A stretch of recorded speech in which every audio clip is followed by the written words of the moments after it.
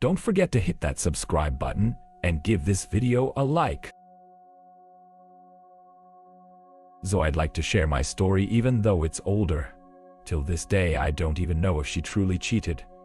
It was the mother of my kids. We had just bought a house. She had just got promoted to a salaried job in an assisted living facility. All was good.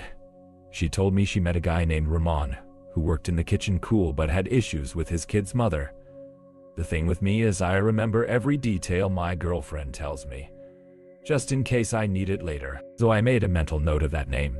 Down the road she started changing: less sex, less affection, on the phone texting more, had to poop, and would be in the bathroom for 20-25 minutes when she used to never do that, paying more attention to how she looked going to work. One night she went to a friend's to hang out.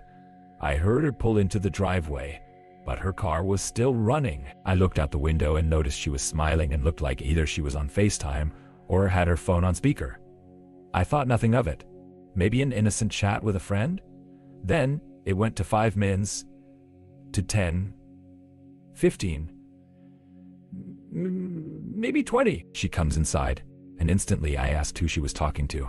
A friend from work, and had wanted to show me the phone number. I didn't want to see it. Could have been true, but I refused to look at her phone. Then she started being mean to me. She looked checked out. Responsibilities with the kids fell more on me and less on her. One day, she told me she may have to go by her job at 10 p.m. They've been getting complaints the overnight staff isn't wearing uniforms, so they were asking her to pop up and make sure they were or send them home. Weird to me because 1. Why is there not an overnight manager for that? 2. She's very lazy. Any other place or thing to do at that time, she's not going no matter what. 3. She goes in a t-shirt and sweats and said since it's a pop-up, she wanted to be casual. She knew I thought it was sketchy even though I said nothing because she was doing all she can to not make me think it was. She was texting me every 10 minutes, updating me on it. She said she was gonna help someone with paperwork, then come back home. Once she told me that, I didn't hear back from her for an hour till she said she was on her way home. Forgot to mention she took a shower before she left. She didn't take one when she got home, which kind of throws me off because I feel like if it was cheating related, she should shower after, not before. I don't know. Anyway, fast forward past a few serious arguments and me confronting her about the cheating, which she obviously denied, deflected it onto me by saying I'm losing my mind. She's worried and I needed to get help, or we were done. I genuinely believed her and looked into therapy. One day we were going to Home Depot. We took her car. Stupidly, she would always leave her phone's Bluetooth connected to her car.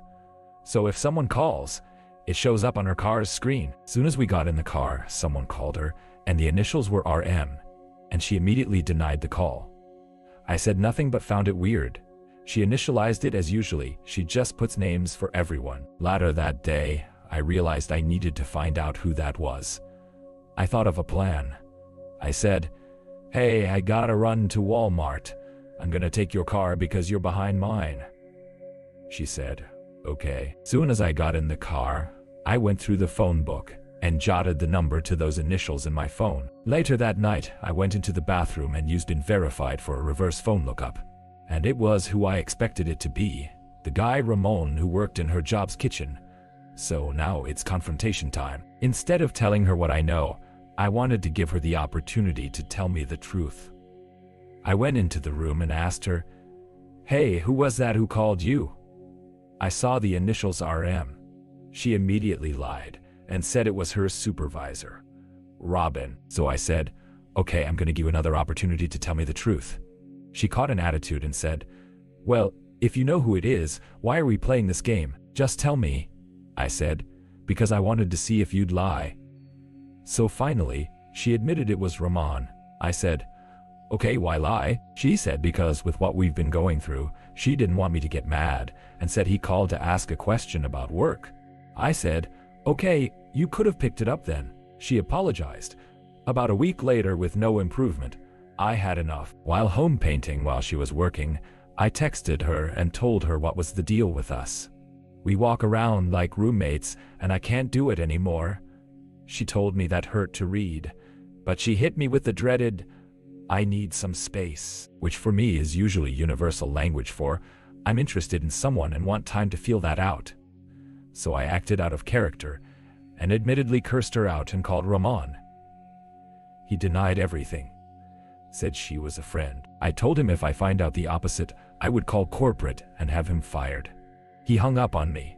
He told her about the car because she immediately texted me, asking if I called him. I said yes, and her next text was she wants me out before she gets there. I refused. Her parents showed up with my kids because she went there, cried to them, and basically put on a show that made me out to be a controlling bastard that may have hurt her because of how I spoke to her when I was flipping out. Mind you, I didn't say anything out of the norm when you flip out on a girlfriend you're having issues with. Anyway, her mom immediately comes for me by saying her daughter doesn't feel safe around me and is scared to text them because of me. They weren't trying to hear anything I had to say, so I gave up talking. Awkward silence ensued till she showed up and asked to speak in the garage. It consisted of me flipping out some more for involving her parents when we're adults and could have handled it on our own. She told me I needed to leave because they weren't going to leave unless I did. After rebelling on that for an hour, I said goodbye to my kids and left. A month after I left, I asked a friend to message and add one of her coworkers and pretend they knew them and act like they were a former coworker. It actually worked, so I told her to bring up my kid's mom and see what they say about her. The girl said, "Oh yeah, she's cool. She's been messing around with the kitchen manager Raymond." Of course, that's not surefire proof, but again, just another sign toward there being something to it. So today, where we stand is weird. We co-parent very well, still flirt, sometimes have sex. I see her and my kids almost every day, so I know she isn't seeing anyone. We don't discuss that time period at all. Basically, till this day, I have no confirmation she cheated on me. But obviously, at the very least, there was something going on. Could have been an emotional cheat. Or maybe they were just interested in each other. I'll never know and don't care to know anymore. What I did learn is the healthcare field is dangerous to date in, lol. I want to make it clear she was a good girl.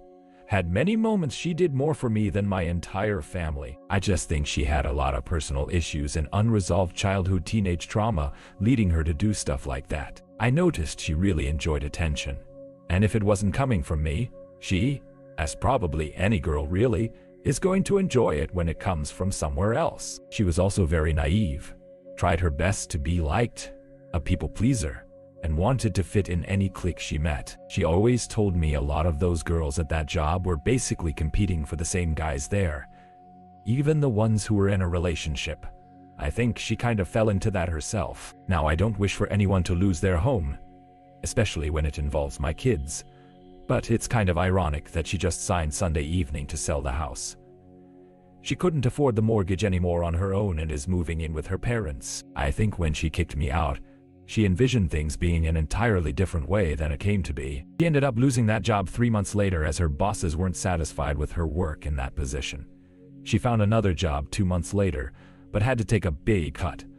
So much it became hard for her to afford her bills. When I say she expected something different, I think she thought she and that guy were going to become a little more serious, along with her keeping that job for a long time and being able to afford the bills. Neither one panned out. I honestly stalk that guy's Facebook from time to time. He's in a new relationship with a new girl. This is why I don't understand why women or cheaters in general make long-term decisions based on a honeymoon period. As far as I go, I haven't dated yet. I have met 3 girls since. Neither went anywhere. But although I'll always love my kid's mom, I'm happier now than I've ever been love-wise. Just feels good to do and go anywhere I want without any issues. Anyway, I apologize for the length. Just wanted to share my cheating story. The lights flickered overhead, casting eerie shadows across the dimly lit room, where betrayal lingered in the air like a thick fog, suffocating every ounce of trust. He felt it, the tight knot forming in his stomach, a premonition of the storm that was about to break loose. It hadn't started like this, of course. Mikkel's life had been a cascade of perfect moments until the day her laughter faded, replaced by secretive phone calls and late-night outings. Today, he would confront the truth that had been whispering menacingly in his ears. Mika sat in his living room, the remnants of their life together scattered chaotically around him. Just last year, they had shared dreams of building a future, of raising their children in their newly purchased house. The walls echoed with laughter, and their children's innocent giggles filled the air. Then the promotion came. Maria, his girlfriend of 5 years and mother of his children, had landed a promising job at an assisted living facility. She blossomed with ambition, throwing herself into her work. But with success came change, subtle and insidious. Days turned into weeks, and soon it was all too clear. Maria was slipping away. She spoke of a coworker named Ramon, a kitchen staff member she claimed was cool but complicated. Michael's instincts flared at that. He had a memory like a steel trap. Every detail was stored away, unreleased yet threatening to pry in when least expected. He shook his head. It was just about the promotion, wasn't it? All was good, or so he told himself. As the weeks progressed, the affection dwindled. The sex was less frequent, but her phone seemed glued to her side, a lifeline tethered to someone else. Late-night texts became her new ritual, and bathroom breaks turned into lengthy retreats with doors locked in secrecy. On silent nights, Michael would lie awake, staring at the ceiling, thoughts spiraling into dark places. Was she really cheating? The first seismic shift happened during a casual dinner one night. "Do you think you could take the kids tomorrow? I want to hang out with some friends," she had said, barely looking up from her phone. "Sure, but what about you and me? We need to spend time together," he interjected, desperation creeping into his voice. Her eyes flickered with irritation. "We'll discuss it later, okay?" The coldness in her tone seared deeper than any knife. Then came the night when she left for her friend's house. The urge to watch her just to see pulled him to the window. He peeked through the curtains, heart pounding as a figure approached her car. The smile on her face was never meant for him, radiating alone in the dark. Who was she talking to? The phone cradled in her palm. Her laughter rang bright against the night sky, yet twisted something deep in his gut. The shadowy figure of betrayal lurked nearby, feeding on his paranoia. 20 minutes passed, and he felt like a caged lion, pacing, anxiety thick in the air. When she finally came inside, he barely recognized her.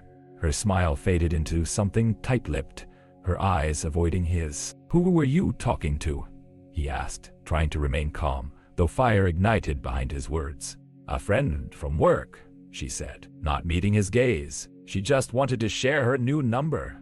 Mikkel's heart swelled with an unpredictable mix of hope and doubt, but the callousness that followed struck hard. Maria's mood shifted like a tide, each day drawing her further from him, from their life, transforming responsibilities into his burden alone.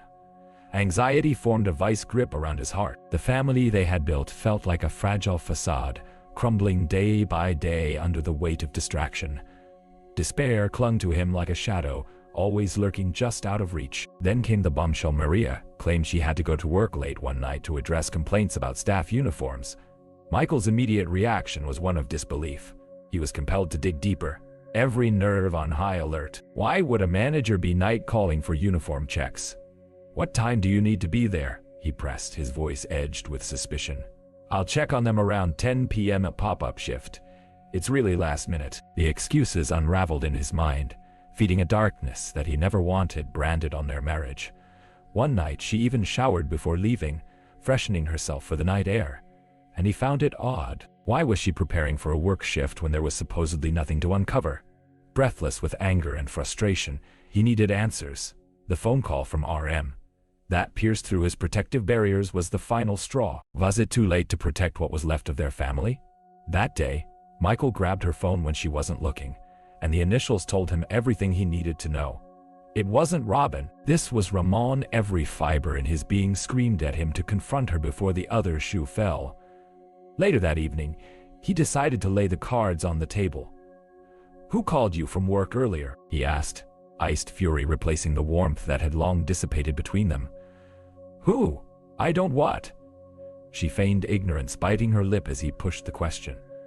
"RM, who is it, Maria? I know your contact list." She winced, pain flashing through her eyes. It's nothing, I swear. Just Robin, my supervisor." Silence loomed in the air, thick with the martyr's breath of deceit. He lowered his voice, keeping it steady, careful to convey the vulnerability he'd yet to grasp in this conversation. "You have until the end of the day to tell me the truth, or I call this Robbing myself. She bristled at his tone. The confrontation had woken something within her. If you know everything, why play games? Just tell me what you want to hear. You're lying, he shot back, desperately wanting to trample the ground he found himself on. You're being ridiculous. Why would I lie, Michael? Because you're scared of losing what you've put at stake. Why else? Dark clouds of resignation rolled over her face. It was moment after moment of silence, until finally, a cloud drifted across the stormy sky. I didn't want to hurt you. Her confession hung between them, but he wasn't ready for it. A second later she gave in. It's Rahman. He just had a question about the night shift. A part of him shattered, but he couldn't let it show. Instead, the fire ignited ambition in him as she began to backtrack. I'm sorry, I didn't know who to trust before. It's just that we've been drifting apart so much I thought I could change things. Trust was the nucleus of their lives together, warped by time and deceit. The arguments became a cacophony of pain, but they were necessary, a dancer in the deepening night of betrayal. I can't keep doing this. We're just roommates at this point, he said in despair, texting her during breaks while painting the walls of their dying union. It hurts. I can't pretend anymore. That was the moment he realized he had to act before the truth buried them both. But what began as a confrontation morphed into a rush of indignation, and he lashed out for answers. In fury, he called Rahman, only for the lines of deceit to lead him into further isolation. We're just friends, the voice on the other end had quipped, but the damage had been dealt. When Michael ended the call, dread washed over him. An odyssey toward revenge began to shape his thoughts. Overwhelmed, he watched his life shatter like glass before him. The children's innocent laughter, now a ghost of a past he couldn't reclaim. An urgency compelled him to take action. A plan brewed dark within him, filled with desperate resolve, and the leverage to execute it lay just beyond his reach, wrapped in twisted threads of culprits and allies found in the corners of Maria's life, coworkers who spoke with certainty and whispered truths. A month passed with elongated silence. Their co-parenting was a manicured front. The memories of betrayal entwined with the mundane, yet deepening the chasm of trust fractured in their home. The experiments of flirtation filled the cracks but bore no light on the truth. But shadows tend to chase the truth from the light, don't they? Michael caught wind of rumors swirling at Maria's workplace. His associate approached with a striking whisper. She's been seeing Rahman, for real. I just heard that they have been together. Each heartbeat pulsed through him, a worm of doubt slithered inside, gestating a sinister resolve. But he kept a straight face. Keeping up appearances came easily. He cared for her children daily, buried the pain, and sought reflection in shadows that danced around him. Now standing at a precipice, pondering revenge's steep cliff, Michael witnessed every step she took toward that man. Every time Maria reached for the thrill of release. The truth was he had lost his love to someone far easier than himself, and it caught him off guard when she decided to sell their home weeks later. He understood the truth. They were never meant to recover. The reality spiraled down into darkness as she clenched the keys of their shared life. A bittersweet irony surrounded Maria's decision. She was moving back in with her parents. He would haunt Rahman. This man had crafted the perfect storm, one that stripped Michael of dignity, while elusive laughter trailed behind. Watching Rahman's life unfold through the lens of social media, Michael was tethered by fire, turbulent and unsettled as the impatient breath of vengeance began to curl above him like smoke. Maria lost the thread connecting her to her former life with every passing day of separation. The joy in her eyes lost to wounds embedded deep within her soul. But Michael felt none of her heartache. His heart only held on to the embers of fury glowing against the crisping cold of betrayal. It was time to gather allies, stitch together the truth, and fire back at the echoes of deceit. Michael stared into the abyss of despair. He felt no guilt about what lay ahead, only eagerness to bridge the pain into the flames of revenge that would illuminate the dark, yawning pit of betrayal. The clock was ticking, and he was ready to write the next act of this revenge tale, with a masterstroke of pain yet to come. The pieces were moving, and soon the shattering sound of revelation would break the silence, trailing the heavy weight of grief into a furious storm. His journey would be relentless. A world sculpted by betrayal, heartbreak, and the euphoric burn of vengeance, awaiting the climax. He felt the abyss beneath him promise fire, and it drew men to a fate they could not orchestrate. The ultimate showdown was drawing near. The clock ticked incessantly, each second sharpening Michael's resolve as he plotted the downfall of the woman who had torn their family apart. Maria was planning a fresh start, but Michael knew that the chaos she orchestrated would soon catch up to her. Vengeance rippled under his skin like a coiled snake, ready to strike when the moment was right. He needed to expose her for what she truly was in front of their peers and her co-workers, and drag Ramon into the light as well. Days turned into weeks, and as Michael went about his daily life, he became an unsuspecting observer, biding his time. During his routine visits to the children, he meticulously gathered information, preparing for the confrontation that would reshape their twisted reality. Maria, unaware that this game of cat and mouse was headlining a deadly finale, continued her gradual decline. Her new job was hardly sustainable, and the fragile facade of independence she had constructed was beginning to crumble under financial strain. She was losing more than just the house. The sense of security she had so desperately clung to was slipping through her fingers. The opportunity came one Saturday afternoon when Michael drove to the assisted living facility to collect the children from a weekend visit. He had just 2 hours of freedom from being a parent, a time in which he could unleash the years of unnoticed suffering and betrayal. As he walked toward the entrance, determination coursed through him.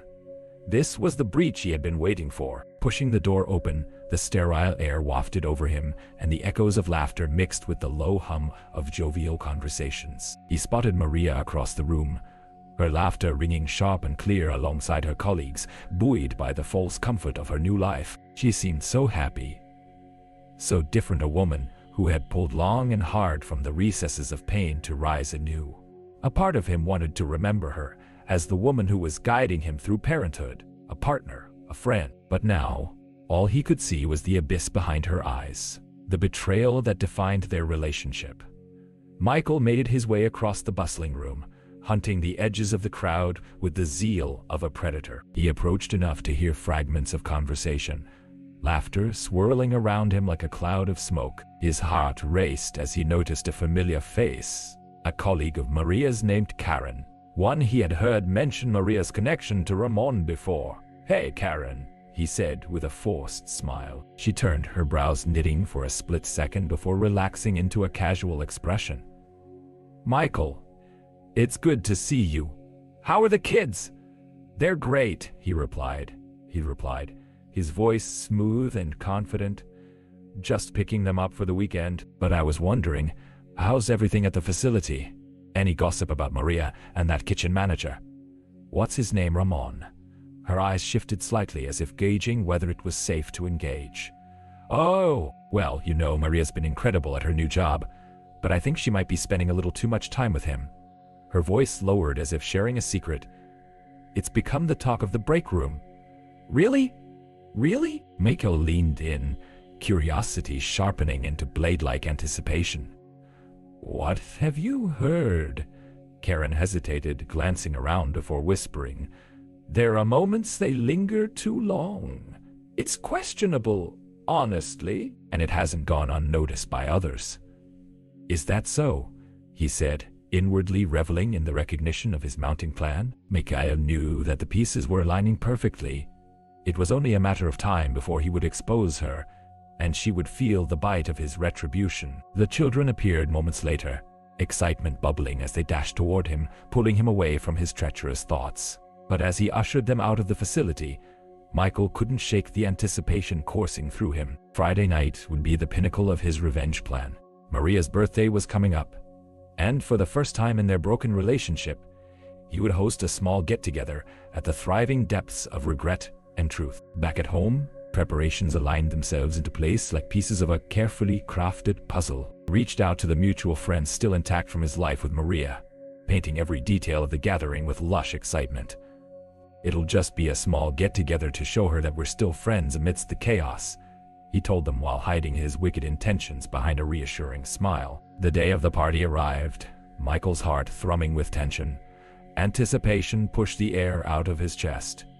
The apartment was adorned with remnants of their faded romance pictures framed on the walls and toys scattered about. As the clock ticked towards 7 p.m., Guests started filtering in, each face a mask hiding the collective thrill in acknowledging Maria's impending downfall. When she arrived, Maria was radiant, dressed in a flowing dress that accentuated her form in all the right ways. But the glow of happiness around her seemed foreign, like too much light in a space shrouded in shadows. As laughter rippled through the room, Michael took a moment to relish the sight of her bliss, knowing the taste of vengeance was finally in reach. Drinks were served, conversations flowed easily until the topic of Maria's connection to Ramon slipped into the mix once more. Michael watched as the chatter ebbed, filling with whispers of uncertainty. He could see the moment Maria caught the drift of their discussions. Her smile faltered slightly. The dance of conviviality began to shift, replaced with tension as the scent of her deception lingered thickly over the air. At the peak of the night, after drinks turned to delicious cocktails and laughter started to veil the atmosphere, he could no longer resist the pull of confrontation. Rising from his seat and raising his glass, he silenced the crowd. "Hey everyone, can I have your attention?" Amidst murmurs, all eyes turned toward him. A cacophony gave way to the sharpness he had prepared. "I want to toast to Maria. Happy birthday, but first, I'd like to address something we've all been dancing around for too long." A charged silence enveloped the room, thickening the air so that every inhaled breath became a dagger. Maria stared, her smile entrenched in confusion, as if she felt a chill wrap its cold fingers around her heart. "What do you mean, Michael?" Michael could feel their mutual friends stiffening, anticipation blending with uneasy silence. "You have been doing a great job at maintaining an image, but this isn't just about you. It's time we discussed honesty and transparency. Wouldn't you agree?" Her eyes darted about the room, searching for an escape, but Michael continued. "I mean, really, who's been your partner, Maria? Because it seems like our family was never enough." "There's a man named Ramon, isn't there?" Gasps erupted as the crowd shifted, the thrill of intrigue and horror taking hold. Maria's face contorted from shock into fury. "That is not true. You don't know what you're talking about." Amidst gasps and whispers of disbelief, Michael leaned forward, an icy grin crossing his lips. "Oh, but I do.